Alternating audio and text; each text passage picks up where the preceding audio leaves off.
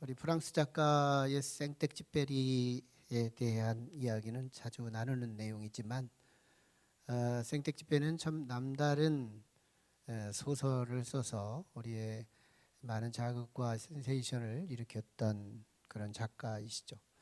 그는 이런 시선을 갖고 있어요. 가장 소중한 것은 사람의 눈으로 보는 것이 아니라 마음으로 볼 수 있다 하는 것이죠.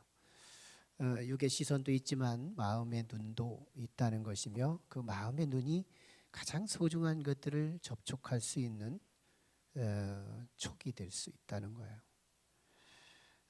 옛날에는 나는 박사다 하면 사람들이 따랐다는 거예요. 근데 요즘은 내가 밥 산다 하면 사람들이 따라온답니다. 네, 뭔가에 밥 한 그릇이라도 서로 나눌 수 있는 따뜻한 마음이 노출되면 사람들을 움직일 수 있다. 그런 의미가 되겠지요. 이론 가지고 사람을 따르게 하는 것이 아니라 그 사람의 말 뒤에 따르는 그 사람의 끈끈한 사랑, 그 마음, 그것이 노출되면 사람들이 움직일 수 있더라 하는 그런 얘기죠. 하물며 사람도 그런데 사람을 창조하신 하나님 아버지를 상대하시는 이 기도의 영역, 하나님 아버지는 어떨까? 말할 것이 없다는 이야기죠. 기도.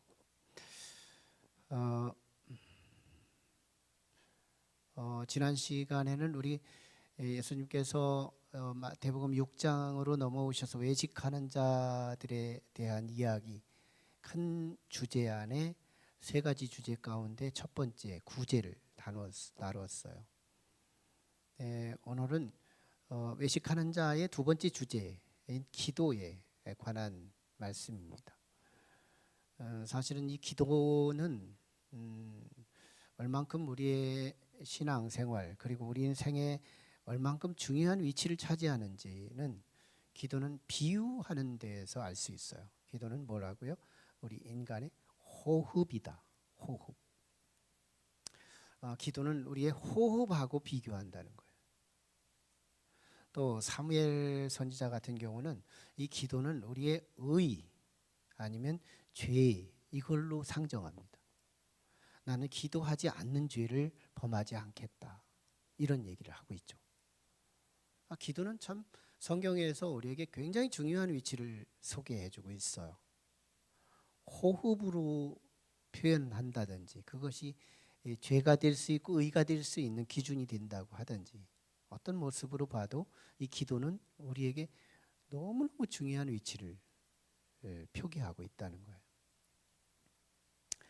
자, 이 기도에는 예수님께서 당시의 기도의 모습, 기도의 문화, 1세기 당시에 예수님 당시에 기도하는 사람들의 이 문제를 경고하시고 그리고 이 기도에 대한 새로운 개선의 새 모델 이거를 제시하는 내용이 오늘 본문에 소개되고 있어요. 그러니까 오늘 말씀은 굉장히 폭넓은 말씀이기도 하지만 크게 보면 두 가지 말씀이에요. 하나는 기도의 현실적 잘못된 문제를 경고하는 말씀이고 또 하나는 새롭게 모델을 제시하는 말씀. 이 두 가지 말씀인 거예요. 예수님께서 주시는 이 기도의 경고는 또 내면 속에 두 가지가 있습니다. 하나는 유대인들의 형식주의 이것을 외식하는 자 안에 담아내는 건데요. 유대인들이 범하는 아주 신구약 중간기 400년을 지나왔던 유대인, 그래서 1세기를 맞이한 유대인, 그들은 예수님 앞에 선 거예요. 거기서 그들의 영적인 현주소가 폭로가 되는 것이고 드러나게 되는 건데 형식주의예요. 실제 유대인들의 기도의 원형은 이런 형태를 취하고 있었어요. 그들은 성전에 하루에 3번을 찾게 되는 헤브라이즘 신앙의 전형적 모습은 하루 3번을 성전을 찾는 거예요. 오전 9시 한 번 찾고 그리고 정오 12시에 또 한 번 찾고 그리고 오후 3시에 또 한 번을 찾아요. 그래서 하루 도합 3번을 찾습니다. 뭐예요? 아침 9시면 출근 시간, 정오 12시는 가장 하루의 중심, 그리고 오후 3시는 가장 땀 흘리는 시간. 그러니까 유대인들의 신앙은 가장 중요한 시간을 하나님께 드리는 거예요. 다 쓰고 남은 짜투리 시간들을 드리는 것이 아니고 가장 황금 타임, 가장 소중하다고 생각하는 그 중요한 시간을 잘라서 하나님께 드리는, 이게 유대인 전통 신앙이었어요. 그런데 가끔씩 외부 출장을 가야 하는, 사업상의 출장을 가야 하는 상황이 직면할 때 있어요. 그때는 어떻게 될까요? 멀리 갔습니다. 그럼 성전이 어디 있을까? 성전의 동서남북 중에서 동쪽이다, 뭐 북쪽이다, 어떤 서쪽 남쪽에 어떤 자기가 직감되는 그곳이 성전이 있다고 하면 그 성전을 향하여, 그리고 성전을 향하여 서서, 이게 유대인의 정통 기도는 서서 하는 기도예요. 그리고 손을 높이 뻗칩니다. 하늘을 향하여. 그리고 손바닥을 하늘을 향하여, 하늘을 향하여 손바닥을 쭉 펴죠. 그리고 고개는 겸손한 태도로 숙여요. 그리고 무언가를 구하게 되는, 이게 유대인 정통 기도예요. 예. 자, 이건 어쩌다가 이제 사업상 필요에 의해서 출장 갔다가 하는 기도의 유형이지만, 유대인들은 이제 거의 많은 사람들이 이렇게 만연돼 있고 관습화돼 있고 습관화돼 있는 그런 기도는 거의 출장형 모드로 바뀝니다. 예수님 당시 그랬던 거예요. 가장 부패했던 시기였죠. 출장형 모드로 바꿔요. 그러니까 거의 성전을 안 가요. 그러니까 출장 갈 필요가 있는 상황도 아닌데 출장을 가요. 그리고 가급적 어디로? 광장, 사람들이 많이 모인 곳, 시장, 한복판, 사람들이 많이 모인 곳이니까 그곳에서 정한 9시 되면, 그리고 정오 12시 되면, 3시 되면 정확하게 그들의 사람들 한복판에서 직립 서서 손을 올리고 손바닥을 하늘을 향하고 고개를 떨구고 하나님을 구합니다. 사람들은요, 야, 참 저 사람 대단하다. 우리나라 같으면 아마 좀 이상하게 멘탈이 정상이 아니다 이렇게 판단하는 사람이 많을 거예요. 왜? 국민 정서가 그런 정서가 아니니까. 근데 히브리 사람들의 이 정서는요, 하나님께 저 사람이 관계가 된다면 저 사람 믿을 만한 사람이다, 이런 인식이 정서적으로 되어 있어요. 하나님께 된다면, 보이지 않는 하나님께 된다면 사람은 믿을 만한 사람이라고까지 해석이 되는, 여기까지 국민 정서가 이미 인식되어 있는 거예요. 그러니까 사람들이 한복판에서, 광장에서, 시장터에서 자신의 이 경건한 모습을 보임으로써 사람들의 신뢰를 획득하면 어떤 실익이 오느냐? 사업성에 돈도 빌려줘요. 사업적 거래를 할 수 있어요. 먹고 사는 데까지 영향을 받는. 그러니까 이런 기도하는 사람들은 대부분 하나님의 은혜가 안중에도 없어요. 하나님의 응답 따위도 별 관심이 없어요. 사람들이 나를 어떻게 볼 거냐, 여기에만 제한되어 있어요. 이게 외식주의의 한 모델이었어요. 자, 또 하나는 이방인들에게서 보여주는 기도의 내용의 문제가 있었어요. 그게 오늘 본문에서 예수님이 지적하시는 바 중언부언의 기도예요. 이방인들의 기도예요. 이게 무속주의 신앙, 다른 타종교의 신앙들, 이런 것들을 잘 보면 이런 이 무속주의 신앙을 보이기도 하는데요. 중언부언, 내용이 한두 단어를 가지고 계속해서 막 반복해서 그 말을 언급을 하면 뭔가가 신접한 느낌이 오는 거예요. 할렐루야, 할렐루야, 할렐루야, 할렐루야 하다 보면 밖에서 다른 사람들이 내 기도하는 모습을 볼 때, 아, 저거는 신하고 닿은 거야, 신접한 거야. 저 사람은 분명 신이 컨트롤하는 사람이니까 저 사람은 믿을 만한 사람이야, 여기까지 해석이 돼요. 국민 정서가 그런 거예요. 그리고 그들은 빨리 해야 되는 거예요. 빠른 속도로. 신이 끌고 가니까 뭐 빠른 속도로 기도할 수 있는 부분이죠. 그래서 사람들의 마음을 사로잡아요. 그건 내 사업상의 유익이 와요. 이걸 이용하는 거예요. 여기 하나님은 은혜 기대 없음, 응답 기대 없음. 예수님은 이 기도를 벌써 받을 게 없다는 거예요. 미래가 없다는 거예요. 이 두 가지 기도요, 유대인들에게 있어서의 형식적 기도, 태도입니다. 이방인들에게 있어서 내용의 중언부언의 기도, 이 두 가지를 한꺼번에 묶으면 뭘로 통할 수 있느냐? 하나님과 소통이 끊어진 기도, 여기서 만납니다. 뭐 형식적으로 잘못됐어도 내용적으로 잘못됐어도 결국 하나님하고 소통이 안 된다는 공통점을 만난다는 거예요. 사실은 이런 그릇된 영성은 오늘날 2000년이 지나지만 오늘날에도 우리들에게 나도 모르는 사이에 계승되고 있어요. 기도를 시켜보면 그 기도 안에 우리들의 이 바리새인적 기도 그리고 이방인적 기도가 나도 모르게 노출됩니다. 우리가 기도할 때 참 조심해야 되는 부분이에요. 하나님을 가르쳐요. 기도 한번 시켜놓으면 하나님을 자꾸 가르칩니다. 그리고 그러면서 넌지시 사람들을 자꾸 가르쳐요. 교사형 기도로 바뀌는 거예요. 기도하라고 그랬는데 하나님 높여드리거나 우리의 모자람을 좀 구하거나 이 둘 중 하나면 하면 되는 건데 자꾸 가르쳐요. 교사형 기도. 어떤 사람 하나님을 혼내요.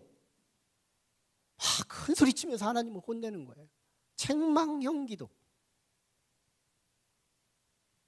어떤 사람 너무너무 미사여구를 아름답게 꾸며서 막 이쁘게 기도해요. 시인형 기도. 우리가 다양한 기도의 유형들로 나타나는 거예요.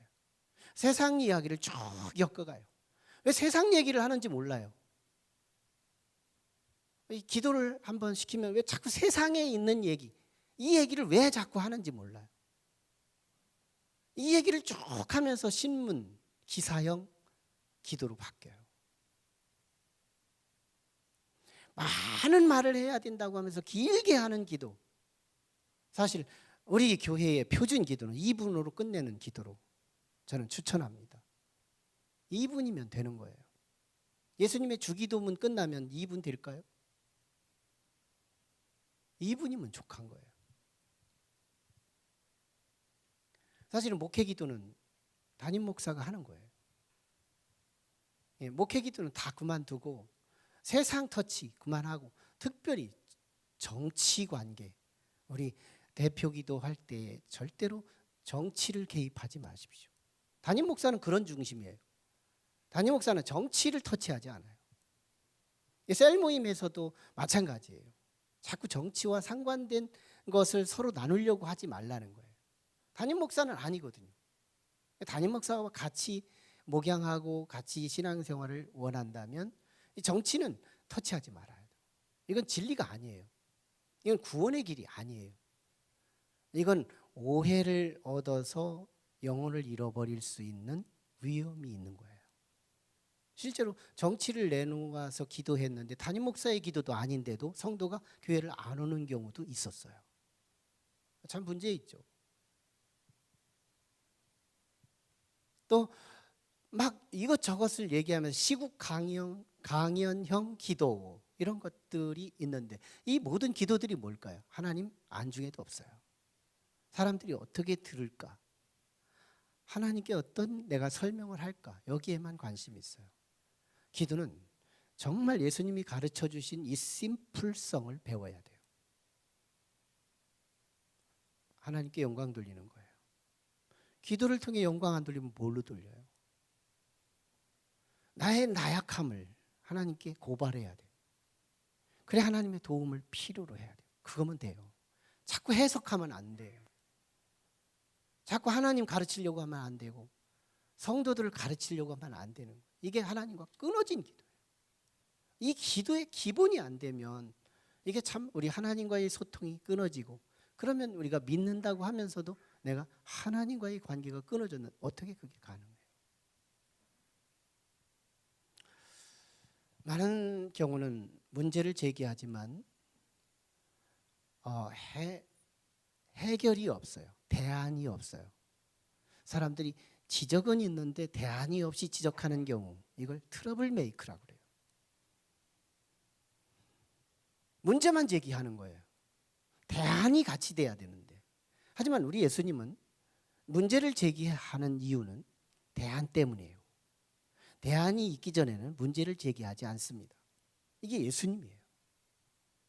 오늘 기도에 굉장히 중요한 위치를 차지하는 이 기도의 영성에 문제를 제기하신 예수님, 형식적인 문제, 내용의 문제, 이 두 가지를 지적한 건데, 똑같이 이 형식적인 문제에 대안이 있고 내용의 문제에 대안을 제시한 이것이 오늘 예수님의 말씀이에요. 그래서 우리는 두 가지의 이 대안에 다시 귀를 기울여야 되는데요. 예수님의 첫 번째 형식주의에 대한 대안이 뭐냐? 네. 오늘 예수님께서 가르쳐 주신 이 기도의 대안은 소위 일명 골방 기도예요. 이 골방 기도라면 이 골방이라는 문자적 의미는 사실은 큰 방 뒤에 있는 작은 방, 이걸 골방이라고 그래요. 그러면 이게 예수님께서 골방에서 기도하라 하는 이 골방 기도의 대안으로 내놓으셨다면 큰 방 뒤에 돌아가서 굳이 작은 방에 가서 기도하라는 그런 말일까요? 의미상 말귀를 알아들어야 되는 거예요. 이건 큰 방 뒤에 가서 돌아가서 굳이 작은 방을 찾아가서 기도하라는 말이 아니고 하나님을 의식하는 기도를 드리라는 거예요. 당대의 형식주의는 뭐였어요? 사람들만 의식해요. 온통 사람만 의식해. 사람들만 나를 인정해 주면 된다는 거예요. 사람들이 나를 알아주면 된다는 거예요. 이게 당대의 기독군들이었어요. 그러니까 우리는 참 오늘날 우리 대전 지역의 경제 활동의 소상공인을 살리기 위해서 내놓은 이슈 하나가 온통 대전이 있어요. 난 이게 이 소리 듣는 순간 뭔가 필이 오더라고. 야, 이거 온통 대전? 뭐 상품 가치 효과 나타나겠는데 했는데 아마 그게 어느 정도는 효과가 있었던 것 같아요. 난 이걸 진리 세계에 적용할 필요가 있다고 봐요. 기도하기를 원한다면 우리는요 온통 하나님 의식으로 바뀌어야 한다는 거예요. 온통 하나님. 그때 당시에 뭐를 뒤집어 주시는 거예요? 온통 사람의 의식. 하나님 따위는 안중에도 없어요. 이거에 대안으로 주시는 예수님의 메시지는 골방 기도잖아요. 이 골방 기도의 장소적 문제가 아닌 거예요. 뭐예요? 의식의 문제예요. 온통 주님. 온통 주님. 세상과 나는 간구도 없고 오직 주님만 보이는 이 기도.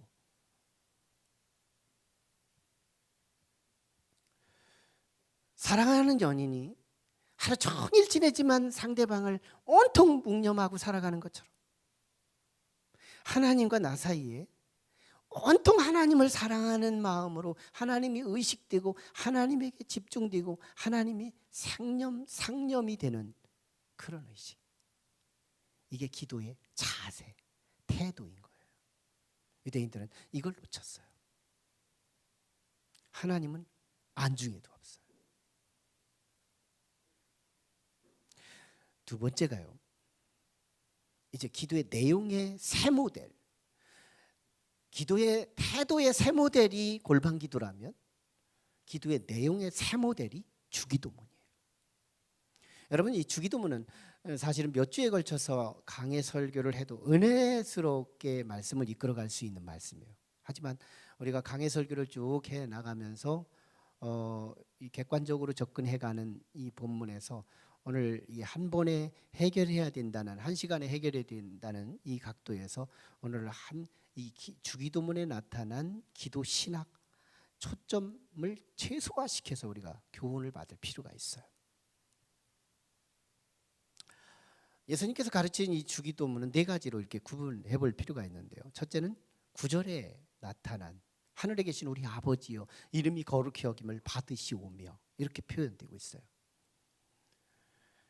예수님께서 제안하신 새 내용의 기도의 내용의 새 모델로 주신 첫 번째가 하늘에 계신 우리 아버지요. 이거 굉장히 중요한 선언을 시작하는 기도예요. 이 기도가요 모든 기도의 응답을 전제합니다. 여러분, 내가 기도하는 대상자가 폴 틸리 신학자가 말하는 절대 타자, 너무 멀리 있어서 가까이 하기엔 너무 먼 당신인 하나님이 아니라 우리에게 가장 가까이, 눈만 뜨면 쉽게 볼 수 있는 분, 그러면서 나보다 더 능력이 있는 분, 그러면서 내가 사랑하는 것보다 나보다 더 큰 사랑을 가지고 나를 향하는 분, 그분을 한꺼번에 말할 수 있는 분이 누굴까요? 아버지예요. 내 아버지. 아버지는 내가 눈을 뜨면 볼 수 있어요. 나의 현실적 어려움을 직시할 수 있는 분, 그러면서 나보다 영향력 있는 분, 그러면서 나를 나보다 더 사랑할 줄 아는 분, 현실적 능력자. 누구예요? 아버지. 여기 아버지를 따라갈 관계가 없어요. 예수님께서 가르쳐 주시는, 롤 모델로 주시는 이 기도의 첫 마디는 이 하늘에 계신 우리 아버지요. 이 아버지가 오늘 우리에게 당신의 독생자 아들을 주시기까지 주시는 그런 사랑의 아버지예요. 이 기도의 선언, 이 기도의 선언이 여기에 진짜와 하나님을 향한 사랑으로 외칠 수 있다면, 이 기도 한마디면 모든 것을 응답받을 수 있는 전제가 돼요. 아버지요. 이 아버지를 부르는 순간 이제는 아버지가 내게 눈동자를 주목하시면서 묻기 시작할 거예요. 응? 말을 안 해도 주님은 이제 나를 다그치기 시작할 거예요. 이 뜨거운 사랑에 끈끈이를 붙여서 불러대는 우리 아버지, 아버지라고 부르는 우리의 간구의 기도의 그 첫 마디, 혹격으로 부르는, 공경하는 하나님 아버지를 사랑하는 이 끈끈한 사랑을 묻혀서 올려드리는 이 외마디의 하나님 아버지, 이 소리에 하나님은요 너무너무 감up한 마음을 갖고 우리를 하감하실 거예요. 이 기도를 추천하고 있는 거예요. 하나님 아버지, 그 아버지가 우리를 독생자를 주시는 데까지 아끼지 않고 부어주시는 그 사랑, 내 사랑하고는 게임도 될 수 없는 그 사랑, 나보다 나를 더 사랑하시는 분명하신 아버지, 그분이 우리의 기도의 대상이래요. 그분을 공경하는 마음으로, 그분을 공경하는 사랑으로 이름이 거룩히 여김을 받으시오며. 두 번째 10절이죠. 나라의 임하옵시며 뜻이 하늘에서 이루어진 것처럼 땅에서도 이루어지이다, 이렇게 말씀을 열어가고 있는데요, 이게 타종교의 기도와 기독교의 기도를 구별하는 단서가 되고 있다는 거예요. 여러분, 타종교의 기도와 기독교의 기도의 차별이 어디 있느냐? 오늘 여기 있는 거예요. 타종교를 잘 보세요. 신의 뜻 관심 없어요. 하나님 나라 천국은 하나님의 뜻이 전방위, 모든 곳에 뜻이 이루어진 곳이에요. 그래서 우리가 살만한 곳이거든요. 우리가 장착할 곳이거든요. 그런데 그 뜻이 이 땅에서 이루어지기를 내 기도하는 내가 원하고 있다는 거예요. 뭐예요? 아버지의 뜻을 내가 순종할 준비가 됐다는 거예요. 이거요 실용적이에요. 이거요 인격적이에요. 이 기도 실용적이고 인격적이다. 누군가에게 만나자마자 돈 좀 빌려줄래요? 만나자마자 밥 좀 사줄래요? 이거 한두 번은 통할지 모르지만 이게 계속된다면 그 사람이 과연 내게 반응할까요? 인격이라면 반응하지 않아요. 만날 때마다 나를 걱정해주고, 만날 때마다 나를 챙겨주고, 그러다가 어쩌다가 내게 다가온 환난과 문제를 직면했을 때 자신의 아픔을 얘기하는 순간 이미 이 사람은 응답할 준비가 다 된 거예요. 이거 실용적이죠? 인격적이죠? 주님의 기도는 사실 능력 기도를 말씀하고 있는 거예요. 능력 기도. 기도는 이론이 아니에요. 하나님하고 말장난하는 게 아니에요. 내가 기도하면 그 기도의 능력이 내 삶의 현실에서 자국이 나타나고 역사가 일어나는 거. 이 기도는요 하나님을 움직일 수 있더라는 거예요. 기도를 열어가는, 하나님 아버지 불러놓고 내 뜻만 자꾸 장황하게 늘어놓는 기도가 아니라 하나님 아버지를 불러놓고 아버지 뜻이 하늘에서 이루어진 것처럼 이 땅에도 이루어질 텐데 나 시켜주실래요? 이런 기도잖아요. 하나님 아버지를 챙겨드리는 기도잖아요. 그래서 예수님 말씀하십니다. 그의 나라와 의의를 구하라. 그리하면 이 모든 것을 너희에게 주시리라고 말씀하는 거잖아요. 얼마나 실용적이에요. 얼마나 인격적이에요. 얼마나 사실적이에요. 이론이 아니잖아요. 이 기도가 살았냐는 거예요. 하나님의 뜻을 챙겨드리는 그 기도. 세 번째 대안의 말씀이 우리의 죄를 용서하신 것처럼 우리가 우리의 죄를 용서하였듯이 하나님 아버지도 우리를 용서해달라는 기도예요. 벌써요, 하나님께서 너는 다른 사람의 죄를 용서하라 하기 전에 내가 용서하겠다는 거예요. 하나님의 뜻에 부합되죠. 그러면 하나님께서 나의 죄를 용서해달라는 거, 나는 1만 달란트의 빚진 자를 탕감받은 자로서 100데나리온 정도로 빚진 이웃을 탕감해 주겠다는 이 태도, 기도 신학이 분명하잖아요.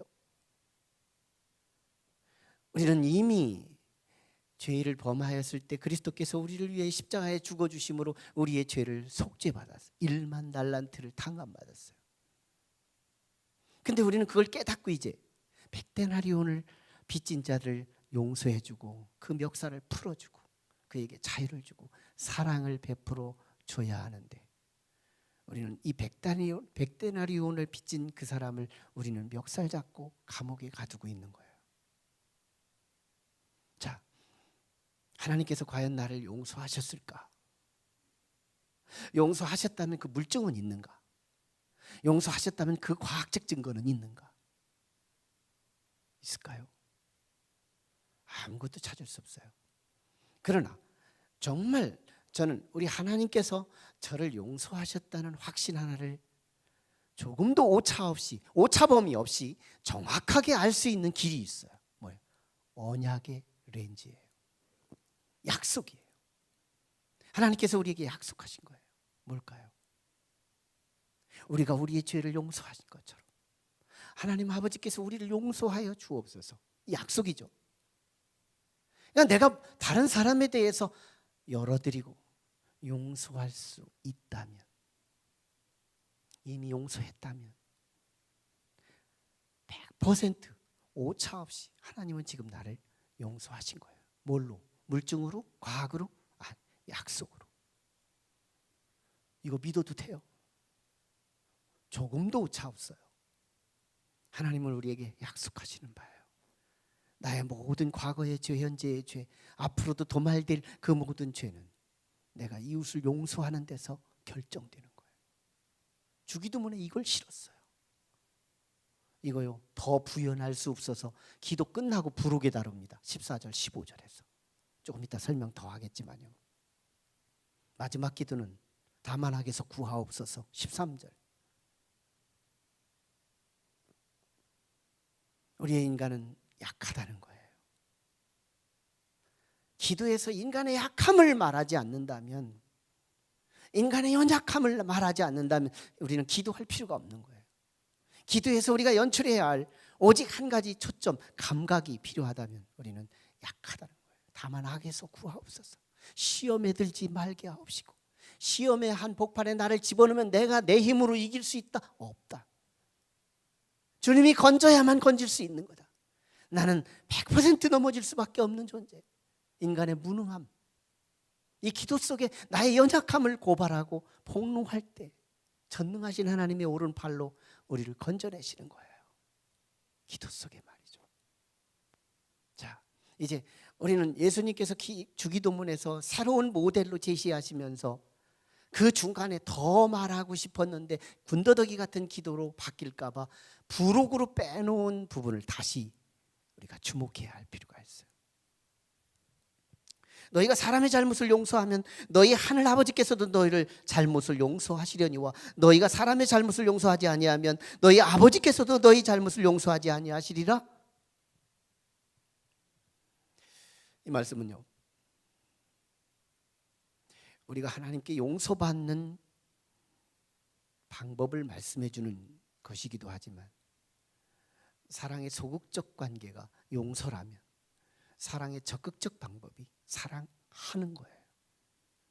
지금 이 주기도문에서 형식주의를 비판하시고 중언부언한 내용의 모순을 비판하신 예수님은 뭐가 형식주의냐? 사랑이 없는 거. 지금 남을 용서하는 부분을 다시 부록으로 다시 들먹이면서 이 주기도문을 다시 설명하시기를 원하는 주기도문의 알점, 핵심을 다시 언급하시는 이 의도는 기도 속에 사랑이 빠졌다는 거예요. 뭐가 형식주의냐? 사랑이 빠진 기도가. 뭐가 중언부언하는 기도냐?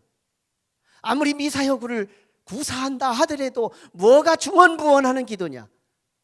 똑똑하게 말하는 기도가 아니라, 말을 반복해서 하는 기도가 아니라, 빠르게 하는 기도가 아니라 사랑이 빠진 기도. 여기서 만나요. 형식주의 내용의 모순의 기도는 여기서 만나요. 사랑이 없는 데서 만나요. 예수님은 지금 이 주기도문에서 5장 끝에서 네 원수를 사랑하라는 사랑의 주제로, 그래서 6장으로 넘어오면서 외식주의, 사랑이 빠진 외식주의를 지적하고 있는 거예요. 그리고 주기도문에서 이 용서하지 못하는 사랑이 부재한 이 기도를 다시 지적하면서 이 기도의 가장 중심에는 사랑이 있어야 한다는 걸 말씀하고 있어요.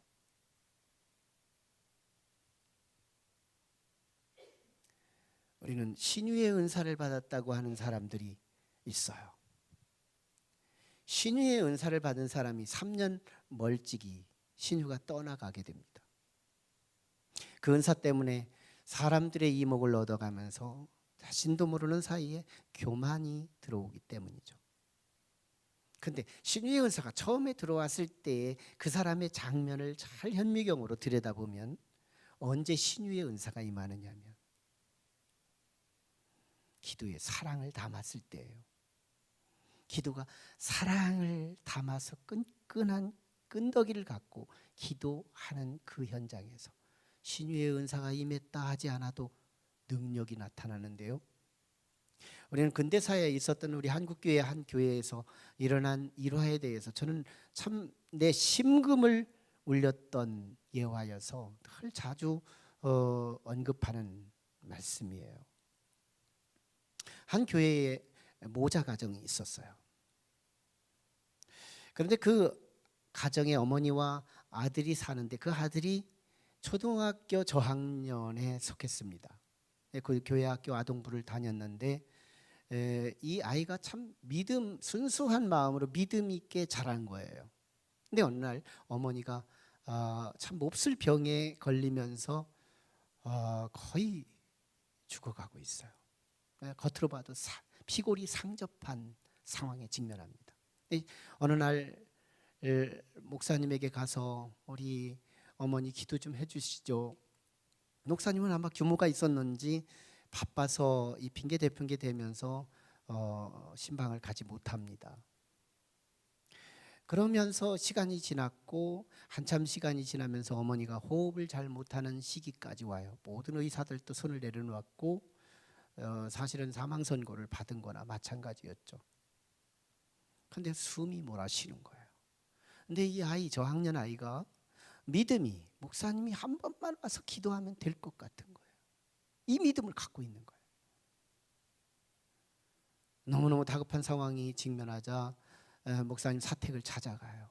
자연배를 울리지만 목사님이 신방을 갔는지 없어요. 기다립니다. 오직 이 아이 마음에는 목사님이 오셔야 살 수 있다는 유일한 희망을 갖고 있었기 때문에 기다리는데 지치지 않아요. 밤늦게 목사님이 오십니다. 목사님, 한 번만 와서 우리 엄마 기도해 주시죠.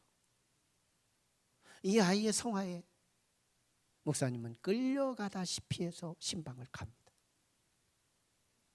그리고 그 어머니가 있는 방으로 들어가는 순간 너무 악취가 나는 거예요. 피골이 상접하고 이게 너무너무 피부가 상한 나머지 막 냄새가 너무너무 악취가 나서 조금도 있을 수가 없는 거예요. 목사님 마음에 이렇게 생각합니다. 빨리 기도하고 나가야 되겠다. 그리고 나서 의무적인 기도를 드리는 거예요. 그리고 빠른 속도로 나옵니다. 너무 숨을 쉴 수 없으니까. 나오다가 이 저학년 아동부 아이 눈동자를 본 겁니다. 목사님이 본 거예요. 딱 보는 순간, 조금 전까지만 해도 이 아이의 눈동자가요, 목사님 오셔서 기도만 해주면 살 거라는 이 소망에 찬, 희망찬 눈동자였는데, 목사님의 기도에 너무 단촐하고 몸이 건조한 기도하는 모습을 보고 이 아이가 절망하는 모습이 눈동자에 넉넉히 실려 있는 거예요. 목사님이 보는 순간 이 아이가 너무 불쌍해 보이는 거예요. 엄마가 죽으면 이제 하나인데, 저학년인데 어떻게 살라는가. 막 이 동질감, 이 긍휼의 마음이 막 순식간에 목사님의 마음을 움직이기 시작하는 거예요. 내가 이러면 안 되겠다. 내가 이러면 안 되겠구나. 그러면서 목사님이 다시 들어가서 기도하고 하는 그 마음을 얻어요. 다시 들어갑니다. 기도하는데요, 자기 엄마가 생각나는 거예요. 목사님에게 감흥이 붙은 거예요. 너무너무 눈물이 쏟아지는데, 콧물 뭘 기도하는지 본인도 모르겠고 아무튼 살려달라는 거예요. 간절히 기도합니다. 눈물 콧물 쏟아지면서 간절히 기도하는 그 기도. 얼만큼 기도했는데 손을 떼는 순간이요, 이 방에서 그렇게 악취가 나더니 악취가 사라지는 거예요. 사랑은 두려움을 몰아내나니, 사랑은 더러움을 극복하나니. 사랑이 문제였던 거예요. 기적은 안 일어났습니다. 나왔어요. 집으로 도착하셨고 아이는 자기 어머니를 보살피면서 하루가 지납니다. 그 다음 날요, 이 아이가 목사님에게 찾아오는 거예요. 목사님, 어제 목사님께서 기도하시고 오늘 아침에 우리 어머니가 미음을 드셨어요. 미음 한 수저. 그동안에 못 먹어서 죽어가고 있었던 거예요. 미음 한 수저를 먹었다는 이 기쁨, 이 아이가 전하는 거예요. 많은 사람을 위해 기도해 주지만 결과를 보고해 주지 않더라고요. 난 이 아이가 참 목사님에게 와서 이 정보를 알려주는 것도 너무 귀하다고 봐요. 미음을 먹었지만요, 시간과 함께 밥을 먹기 시작하면서 엄마가 살이 붓기 시작하고 그 이후로 회복이 됐다는 이야기. 신유의 은사가 따로 없는 거예요. 신유의 은사를 받은 사람들의 초기 영성은 한결같이 예외 없이 그 사람의 사랑의 가슴이 있었다는 거예요. 뭐가 형식주의냐, 뭐가 중언부언이냐, 사랑이 없는 거, 그 안에 사랑이 없는 거. 주기도문에서 우리가 확인해야 할 것이 뭐냐? 하나님을 향한 아버지 사랑, 그리고 오늘 이웃을 향한 사랑. 주기도문에 이 사랑을 하나로 묶으면 사랑 하나로 통하는 거. 사랑이 들으면 능력 기도요, 사랑이 빠지면 형식 기도요, 무능한 기도요, 중언부언의 기도이라는 거예요. 예수님께서 마지막 주일에 십자가의 그 통증 현장의 한복판에서 7마디 중에 가장 첫 번째, 주여 저들이 하는 일을 알지 못하고 하는 것이오니 저들을 용서하여 주옵소서. 무슨 기도인 거예요? 죽어가면서 저주받으면서 우리의 인류를 축복하고 인류를 사랑을 쏟아내면서 죽어가신 예수님, 이게 우리에게 자랑스러운 예수 그리스도, 우리에게 가르쳐 주신 하나님의 실체, 우리 주님이시라는 거예요. 오늘 이 기도가 살 수 있다면, 이 기도를 할 수 있다면 우리는 오늘 이 시대에도 신유의 은사가 따로 없이 능력 기도를 가지고 기도의 재미와 함께 영적인 호흡을 통하여 날마다 하나님을 경험하는 신령한 축복이 저와 여러분에게 있을 것을 확신합니다. 기도하시죠.